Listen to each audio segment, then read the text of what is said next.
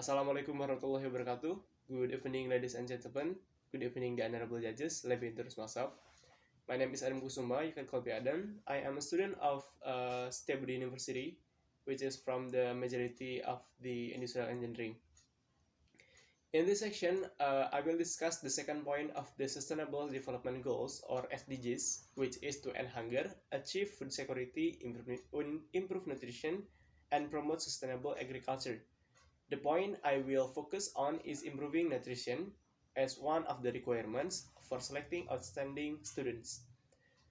One of the problems in nutrition is the high prevalence of stunting in toddlers. Stunting is a condition of chronic malnutrition caused by inadequate nutrition intake over a long period, usually due to inappropriate food provided that doesn't meet nutritional needs.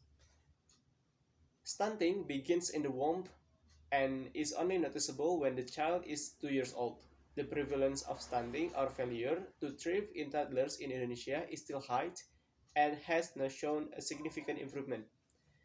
The World Health Organization placed Indonesia as the third country with the highest case in Asia. Based on the basic health research of the data 2018, the stunting rate in Indonesia reached 30.8%.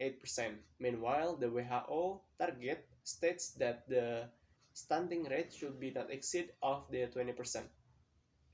The prevalence of stunting in Indonesia is currently 21.6%. 21.6%.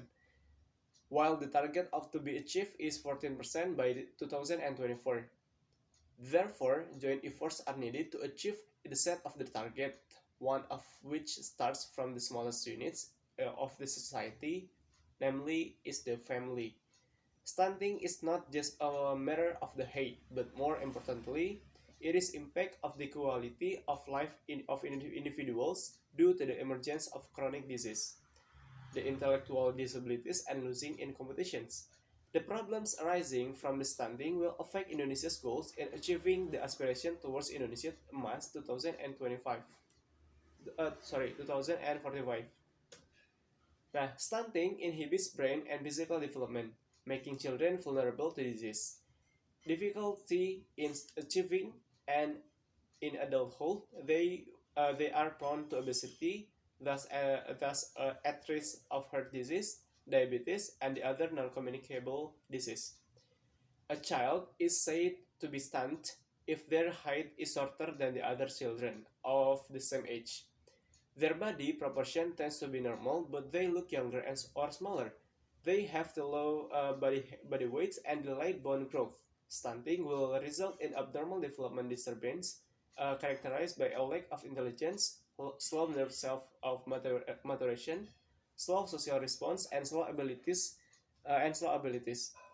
Early childhood stunting is often associated with the lower brain self performance compared to the other children with nutritional needs are met. If stunting is detected early in the development, the intervention can be provided with optimal nutritional intake so that the child's development can be proceed achievements according to the development task.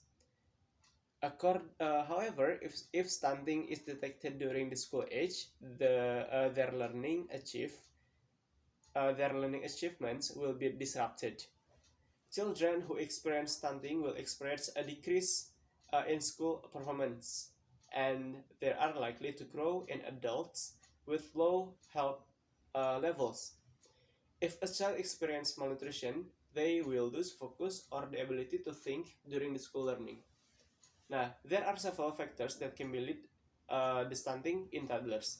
There are two factors, which is direct factors and indirect factors. The direct factors involve condition where mothers experience nutritional deficiencies, premature pregnancy, suboptimal feeding practice, and not exclusive breastfeeding, and the exposure to the infections. And the indirect factors occurs due to the lack of the health services, low educational levels, socio-cultural aspects, and inadequate environmental of the sanitations. The other factors causing stunting can occur from the pregnancy due to the lack of the nutritional intake, lack of the breastfeeding, initiations within less than 1 hour after birth, or even not done at all, or not done, even not done at all. Cessation of the breastfeeding before the reaching 6 months of the age, and inadequate breastfeeding frequency, as well as the lack of the complementary feeding within the age range of 6 until 12 months, accompanied by a less varied eating pattern and a food texture that is not suitable for the child's age. Nah, based on this data, we know that stunting has a significant impact on children's future lives. Therefore, it is necessary for parents to know what nutrition is needed for the children from 6 months to 2 years old, to 2 years age, to preventing the stunting. Now, there are three main nutrients needed in preventing stunting, which is protein, zinc, and iron. These nutrients can be found in Indonesian agricultural product, which is the local product, and the food products such as a serving mackerel or tongkol.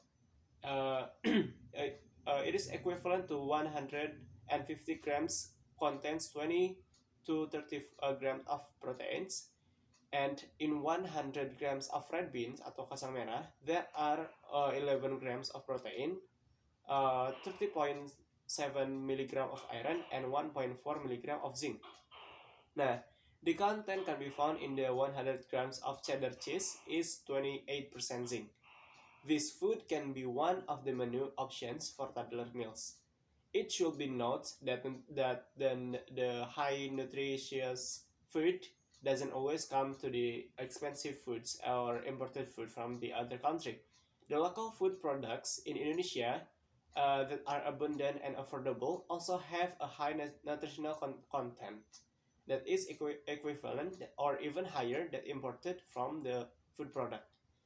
Okay, let us support this stunting reduction program by starting to regulate the food that will consume through the empowerment of abundant and nutritious local food.